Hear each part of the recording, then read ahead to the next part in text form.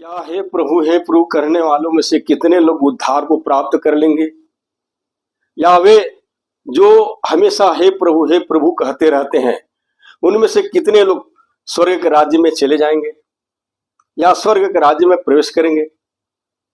नमस्कार।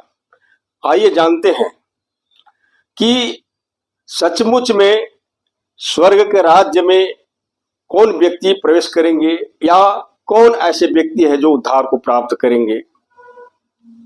और आज बहुतेरे लोग हे प्रभु कहते रहते हैं, तो कितने लोग हे परमात्मा, तो कितने लोग हे ईश्वर इस तरह से दुहाई देते रहते हैं। लेकिन क्या सचमुच में हे प्रभु कहते रहने से किसी का उद्धार हो जाएगा या कितने लोग स्वर्ग के राज्य में प्रवेश कर लेंगे?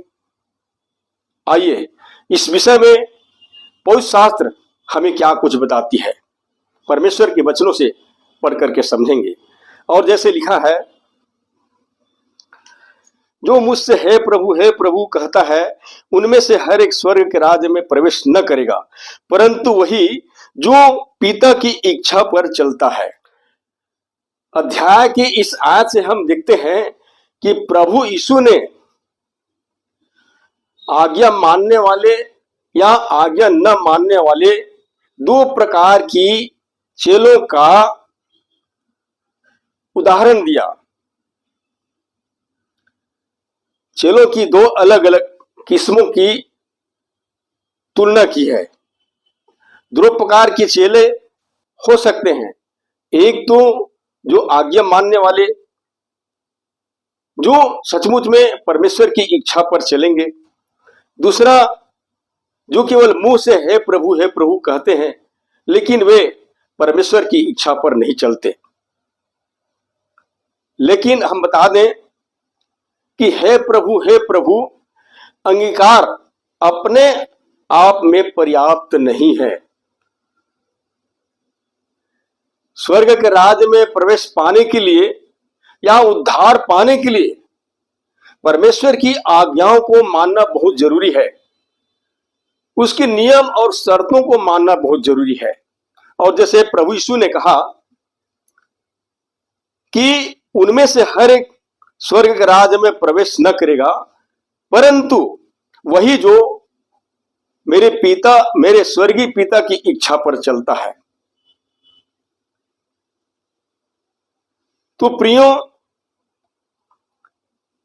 सचमुच में आज हर एक को परमेश्वर के आज्ञाकारी होने की जरूरत है।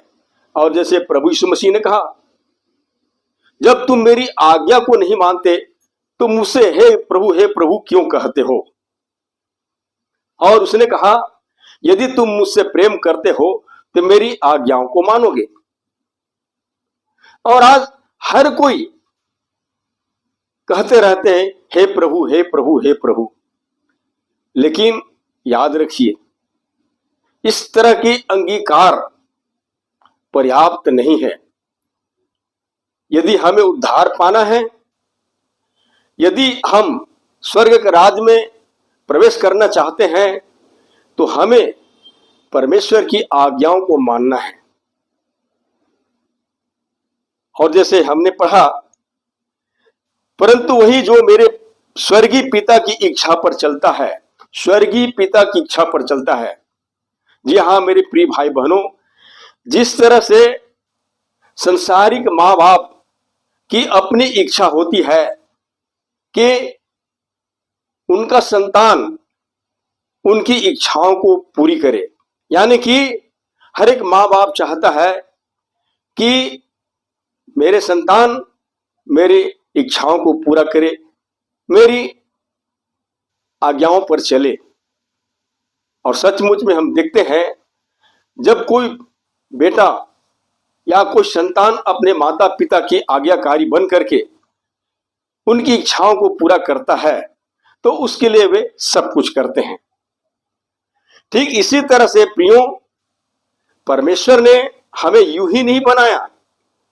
परमेश्वर ने हमें अपनी महिमा के लिए बनाया, ताकि हम उसमें बने रह करके परमेश्वर की इच्छाओं को पूरा कर सके और परमेश्वर की इच्छाओं को पूरा करने के लिए आवश्यक है कि हम उसकी आज्ञाकारिता में चलें। अब हम जानेंगे कि हम कैसे परमेश्वर की इच्छा को पूरा कर सकते हैं। जिस तरह से माँ बाप की भी बहुत सारी इच्छाएं होता है कि उसका संतान उनकी इच्छाओं को पूरा करे, उसी तरह से परमेश्वर पिता के भी बहुत से इच्छाएं हैं जो हमें एक चेतावनी या एक आज्ञा के द्वारा प्राप्त होता है। पवित्र शास्त्र में जितने भी आज्ञा हमारे लिए दिया गया है, वही उसी बातों से हम जान सकते हैं कि परमेश्वर की इच्छा क्या है। अब बात करें हम मसीह भाई बहनों के लिए, पवित्र बाइबल हमें बताती है कि जितनों ने उसे ग्रहण किया परमेश्वर की संतान होने का अधिकार प्राप्त किया। और जब हम देखते हैं कि एक व्यक्ति जब मसीह यीशु में बपतिस्मा लेते हैं तो मसीह यीशु के साथ संगे वारिस बन जाता है। और जिस तरह से प्रभु यीशु ने परमेश्वर की इच्छाओं को पूरा किया, बाइबल हमें बताती है कि वो पुत्र होने के बावजूद भी दुख उठा उठा करके आज्ञा मानना सीखा और अपने सब आज्ञा मानने वालों के लिए उद्धार का कारण बन गया। तो प्रियो, उसी तरह से हम भी प्रभु यीशु मसीह की आज्ञाकारिता में बने रहते हैं तो सचमुच में परमेश्वर पिता की इच्छा को पूरा कर सकते हैं। अब हम जानेंगे कि हम परमेश्वर की इच्छा को कैसे पूरा कर सकते हैं। हमारे लिए परमेश्वर की क्या इच्छा है? पहला, परमेश्वर की इच्छा है कि हम पवित्र जीवन जिए। और जैसे कि पवित्र शास्त्र हमें बताती है और जैसे लिखा है, क्योंकि परमेश्वर की इच्छा यह है कि तुम पवित्र बनो, अर्थात पाप भय विचार से बचे रहो। जी हाँ मेरे प्रिय भाई बहनों, परमेश्वर की इच्छा है कि हम पवित्र जीवन जिए, अपने जीवन के प्रत्येक पल में पवित्रता को धारण करें। दूसरा, परमेश्वर पिता की इच्छा है कि हम प्रेम में चले। और जैसे कि पवित्र शास्त्र हमें बताती है, क्योंकि परमेश्वर प्रेम है, परमेश्वर प्रेम है, इसलिए हमें भी एक दूसरे के साथ आपस में प्रेम रखनी चाहिए। और यदि ऐसा हम करते हैं तो हम उस समय परमेश्वर की इच्छाओं को पूरा कर रहे होते हैं। और जैसे पवित्र शास्त्र हमें बताती है, जैसे लिखा है, हे प्रियो, हम आपस में प्रेम रखें, क्योंकि प्रेम परमेश्वर से है। जो कोई प्रेम करता है वह परमेश्वर से जन्मा है और परमेश्वर को जानता है। जो प्रेम नहीं रखता वह परमेश्वर को नहीं जानता, क्योंकि परमेश्वर प्रेम है। परमेश्वर प्रेम है। God is love. जी हाँ मेरे प्रिय भाई बहनों, जब परमेश्वर प्रेम है तो हमें भी एक दूसरे से प्रेम रखनी चाहिए। और पवित्र शास्त्र हमें बताती है कि प्रेम केवल बातों से ही नहीं परंतु काम और सच्चाई से करनी चाहिए। पहला कुरिन्थियों के पत्री 13 अध्याय में हम देखते हैं कि वहां पर पौलुस ने प्रेम के 14 कैरेक्टर दिखाए हैं कि प्रेम कैसी होनी चाहिए और कैसी नहीं होनी चाहिए। पवित्र शास्त्र हमें बताती है कि हम बड़े से बड़े वरदानों के धुन में लगे रहे, लेकिन सबसे बड़ी बात यह है कि हमें एक दूसरे से आपस में प्रेम रखनी चाहिए, क्योंकि प्रेम ही उत्तम मार्ग है। और आज हम कई लोगों को देखते हैं, प्रेम के परिभाषा बताते तो हैं लेकिन वह स्वयं अपने जीवन से करके नहीं दिखाते हैं। प्रियो, प्रेम केवल बातों से ही नहीं परंतु कामों के द्वारा प्रकट करने से होता है।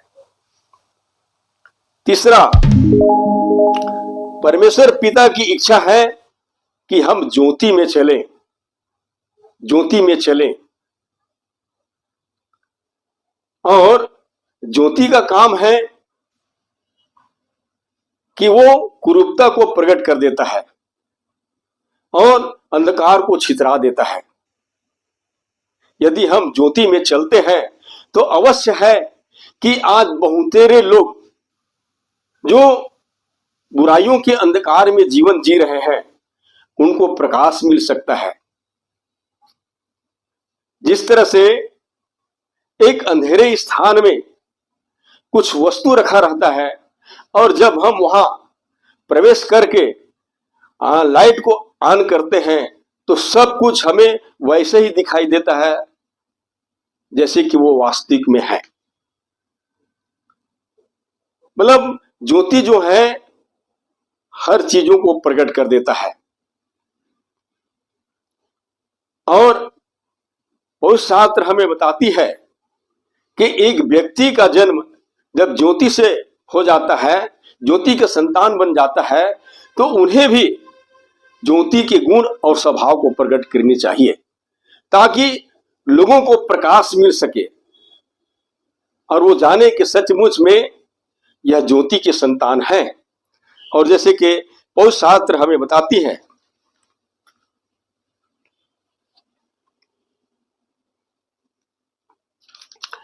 पर तुम एक चुना हुआ वंश और राजपदधारी याजकों का समाज और पवित्र लोग और परमेश्वर की निज प्रजा हो, इसलिए कि जिसने तुम्हें अंधकार में से अपनी अद्भुत ज्योति में बुलाया है उसके गुण प्रकट करो। तुम पहले तो कुछ भी नहीं थे पर अब परमेश्वर की प्रजा हो। तुम पर दया नहीं हुई थी पर अब तुम पर दया हुई है। जी हाँ मेरे प्रिय भाई बहनों, जब हम प्रभु यीशु मसीह में जन्म लेते हैं, प्रभु यीशु मसीह ज्योति है। उसने बड़े दावे के साथ में कहा कि मैं जगत की ज्योति हूं, जो मेरे पीछे हो लेगा वह अंधकार में न चलेगा परंतु जीवन की ज्योति पाएगा। और पवित्र बाइबल हमें बताती है कि परमेश्वर ज्योति है और उसमें कुछ भी अंधकार नहीं। और यदि सचमुच में हमारी सहभागिता प्रभु यीशु मसीह के साथ में निरंतर बनी रहती है तो हम ज्योति के साथ साथ चल रहे होते हैं। लेकिन हम कहें कि हमारी सहभागिता ज्योति के साथ में है और अंधकार में चलते हैं तो हम में सच्चाई नहीं, तब भी से हम अंधकार में चल रहे होते हैं। और प्रभु यीशु मसीह ने कहा तुम जगत की ज्योति हो। जी हाँ प्रियो, कहने का तात्पर्य यह है कि जिसका जिसमें जन्म होता है वह उसी के समान हो जाता है। प्रभु यीशु मसीह ज्योति है और यदि सचमुच में हमारा जन्म प्रभु यीशु से हुआ है तो हम भी ज्योति हैं या ज्योति के संतान हैं। तो हमें चाहिए कि हम उसके गुण को प्रकट करें। और जिस तरह से हम देख सकते हैं कि जब ज्योति का उदय होता है तो अंधकार मिट जाता है। और जैसे प्रभु यीशु ने कहा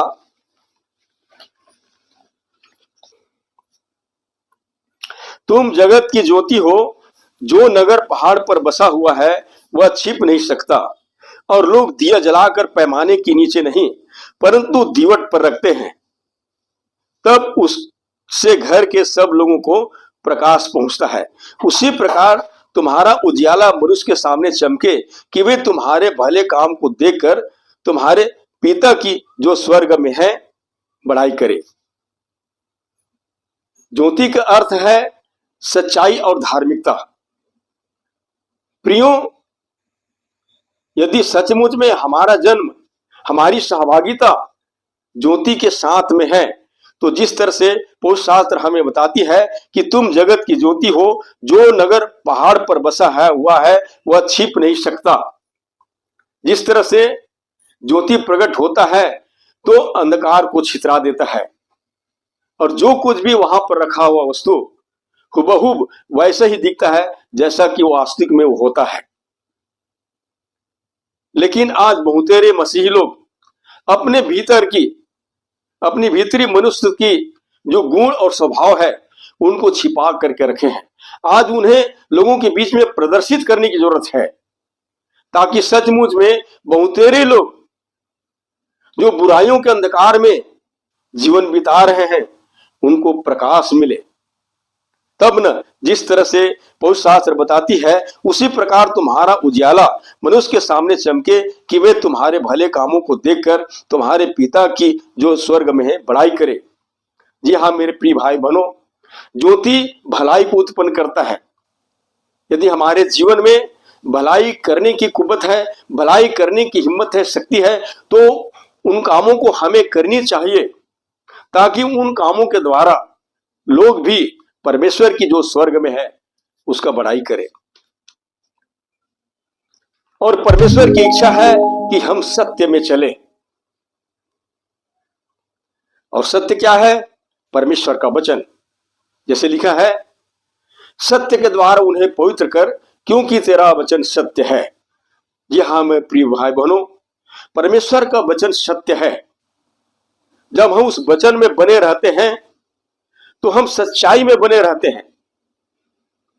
राजा दाऊद कहता है कि मैं तेरे वचन को अपने हृदय में रख छोड़ा हूं, ताकि तेरे विरुद्ध अपराध न करूं।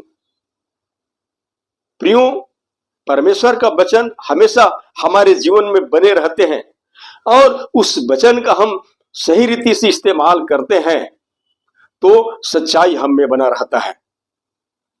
और जैसे प्रभु यीशु ने कहा कि जब सत्य को जानोगे और सत्य ही तुम्हें स्वतंत्र करेगा। प्रियो, सत्य में चलने का अर्थ है कि हम उन तमाम चीजों को जो लोग अंधकार में रह करके जीवन यापन करते हैं, जिसमें बहुत से परमेश्वर के विरुद्ध बातें होता है, परमेश्वर की इच्छाओं के विरुद्ध काम होते हैं, लेकिन जब आदमी के जीवन में सच्चाई का साक्षात्कार होता है तो सचमुच में वह स्वतंत्र हो जाता है। समस्त मानव जगत में कोई ऐसा व्यक्ति नहीं है जो ऐसे ही स्वतंत्र हो जाएगा। लेकिन जैसे कि प्रभु यीशु मसीह ने कहा, तुम सत्य को जानोगे और सत्य ही तुम्हें स्वतंत्र करेगा। सत्य को जाने बिना कोई भी व्यक्ति स्वतंत्र नहीं किया जा सकता।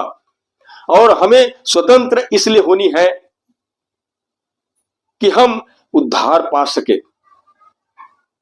ये संसार सागर अंधकार में है, झूठी बातें, झूठे काम के द्वारा भरा हुआ है, और जब इन्हीं से लोग बाहर आते हैं तो उनके भीतर में सच्चाई का साक्षात्कार होता है।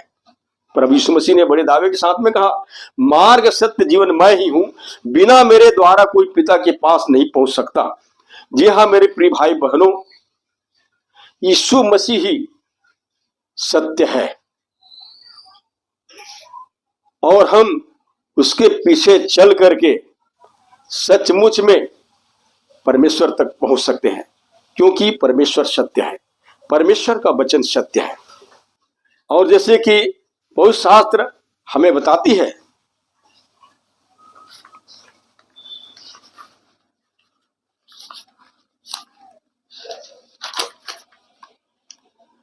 हम यह भी जानते हैं कि परमेश्वर का पुत्र आ गया है, और उसने हमें समझ दी है कि हम उस सच्चे को पहचाने, और हम उसमें जो सत्य है अर्थात उसके पुत्र यीशु मसीह में रहते हैं। सच्चा परमेश्वर और अनंत जीवन यही है। तो प्रियो, दुनिया में कोई सच्चाई है, कोई सत्य है, तो वो है प्रभु यीशु मसीह। यीशु मसीह के पीछे चलने वाले सत्य के साथ सहभागिता रखते हैं। तो मेरे प्रिय भाई बहनों, इसी तरह से हम सच्चाई में बने रह करके ही परमेश्वर की इच्छाओं को पूरा कर सकते हैं। और पिता की इच्छा है कि हम आत्मा में चलें, क्योंकि परमेश्वर आत्मा है। और पवित्र शास्त्र का वचन हमें बताती है, क्योंकि परमेश्वर आत्मा है और अवश्य है कि उसकी उपासना करने वाले आत्मा और सच्चाई से उपासना करें। आत्मा और सच्चाई से उपासना करने का मतलब है परमेश्वर की उपासना को हमें हृदय से, मन से और बड़े ईमानदारी के साथ करनी चाहिए। इसके अलावा और कई अन्य तरीकों से हम उसकी उपासना करते हैं तो उसमें परमेश्वर की इच्छा नहीं है, वो परमेश्वर की इच्छा नहीं है। परमेश्वर की इच्छा है कि हम आत्मा और सच्चाई से उसकी उपासना करें, हृदय से, मन से और ईमानदारी से उसकी उपासना करें। तो प्रियो, आज जानने की जरूरत है कि यदि हम सचमुच में आत्मा में चलते हैं तो परमेश्वर की इच्छा को पूरा कर रहे होते हैं। हम परमेश्वर और शैतान दोनों के साथ जीवन नहीं जी सकते। पिता के साथ रहना है तो हमें पाप और शैतान का साथ को छोड़ देना है और यीशु को अपनाकर उद्धार को प्राप्त कर सकते हैं। प्रियो, न्याय के दिन कुछ लोगों को यह पता चलेगा कि उसने परमेश्वर की इच्छा पर नहीं चलते थे, तो कितना दुख होगा। और आज हम अधिकतर लोगों को देखते हैं कि वे केवल हे प्रभु कहते रहते हैं, लेकिन क्या वे परमेश्वर की इच्छा पर चलते हैं? प्रभु यीशु मसीह ने स्पष्ट कहा, जो मुझसे हे प्रभु कहते हैं उनमें से कितने स्वर्ग के राज्य में प्रवेश नहीं करेंगे, परंतु वही जो मेरे स्वर्गीय पिता की इच्छा को पूरा करते हैं। तो जिस दिन न्याय होगा उस दिन पता चलने पर कि मैंने परमेश्वर पिता की इच्छा को कभी पूरा नहीं किया, तब क्या होगा? और क्या किसी को पता चल सकता है कि वह वफादार मसीह जीवन जी रहा है या नहीं? और जैसे कि पौलुस प्रेरित कहता है,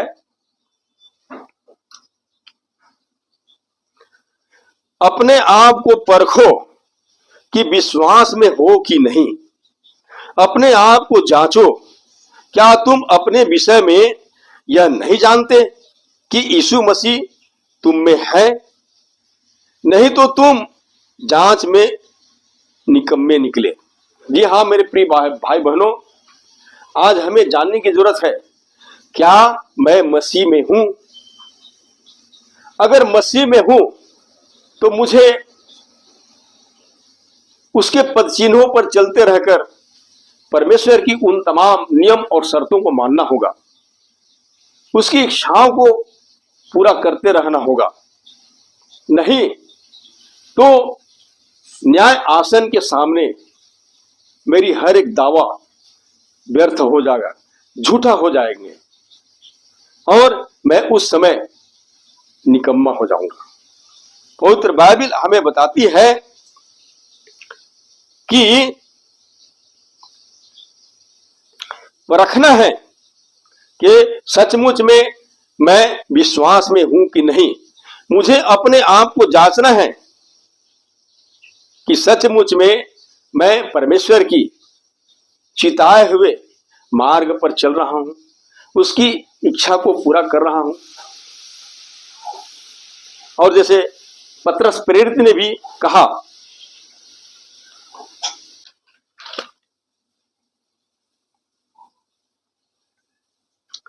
इसी कारण तुम सब प्रकार का यत्न करके अपने विश्वास पर सद्गुण और सद्गुण पर समझ और समझ पर संयम और संयम पर धीरज और धीरज पर भक्ति और भक्ति पर भाईचारे के प्रति और भाईचारे के प्रति पर प्रेम बढ़ाते जाओ। क्योंकि यदि ये बातें तुम में वर्तमान रहे और बढ़ती जाए तो तुम्हें हमारे प्रभु यीशु मसीह की पहचान में निकम्मे और निष्फल नहीं होने देगी। क्योंकि जिसमें ये बातें नहीं वह अंधा है और धुंधला देखता है और अपने पिछले पापों से धुलकर शुद्ध होने को भूल बैठा है।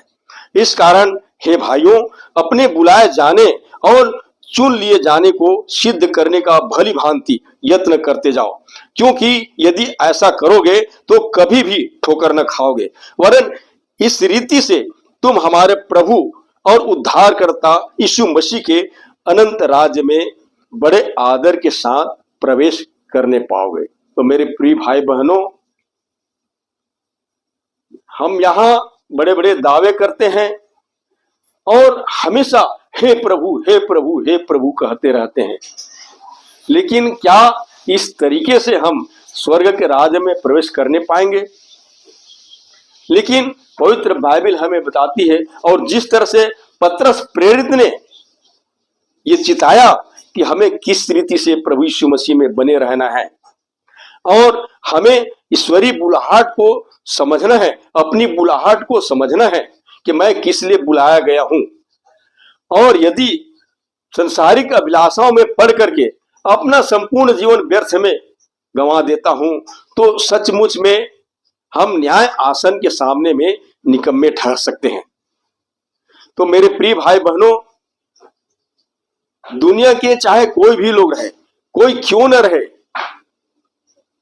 वो चाहे रात दिन अपने इष्ट देव का नाम रटते रहे, परंतु सचमुच में जो ईश्वर की मनसूबा है, जो परमेश्वर की इच्छा है, जो प्रभु की इच्छा है, उनको पूरा किए बिना कोई स्वर्ग के राज्य में न तो प्रवेश कर सकेंगे और न ही उद्धार को प्राप्त कर सकेंगे।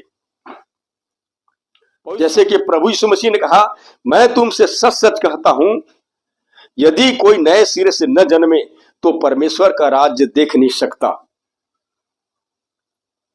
प्रियो, हम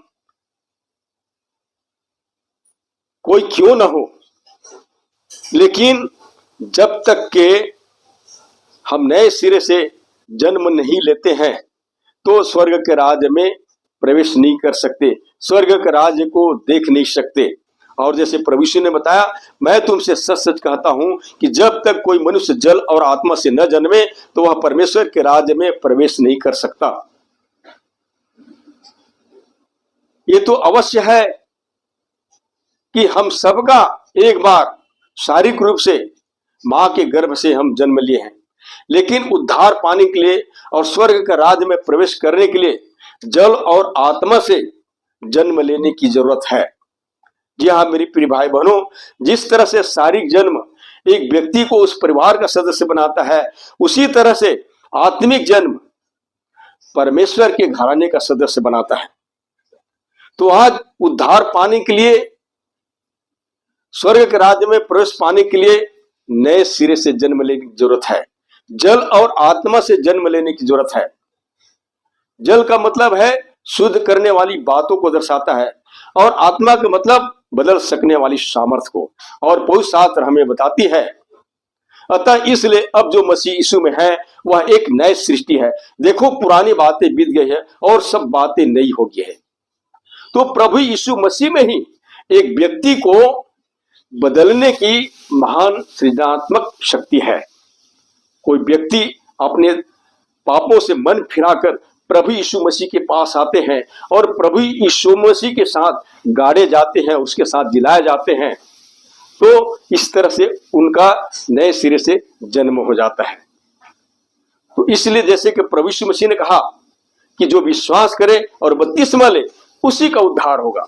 तो जी हाँ मेरे प्रिय भाई बहनों, आज प्रत्येक मनुष्य के पास में अवसर है कि वो अपने जीवन के रहते ही प्रभु यीशु मसीह के पास आए और अपने तमाम पापों से मन फिराए और प्रभु यीशु मसीह का अंगीकार करके मसीह यीशु में बपतिस्मा ले। तो इस रीति से उसका नए सिरे से जन्म हो जाता है और वो सचमुच में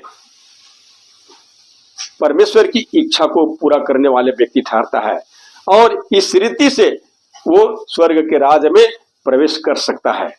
और जैसे प्रभु यीशु मसीह ने कहा कि जो मुझसे हे प्रभु कहता है, उनमें से कितनों स्वर्ग के राज्य में प्रवेश नहीं करेंगे, लेकिन वही जो मेरे स्वर्गीय पिता की इच्छा को पूरा करते हैं। तो हमने आज तमाम बातों से देखे कि हम किस तरह से परमेश्वर की इच्छा को पूरा कर सकते हैं। तो याद रखिए, परमेश्वर का वचन को केवल सुनने वाले ही नहीं परंतु उस पर चलने वाले बने, क्योंकि पवित्र शास्त्र हमें बताती है जो परमेश्वर के वचन को सुनकर भूल जाता है वो अपने आप को धोखा देते हैं, परंतु वही व्यक्ति अपने कामों पर आशीष पाएंगे जो सुनकर भूलता नहीं। परमेश्वर अपनी इन वचनों के द्वारा आप सबको आशीष दे। धन्यवाद।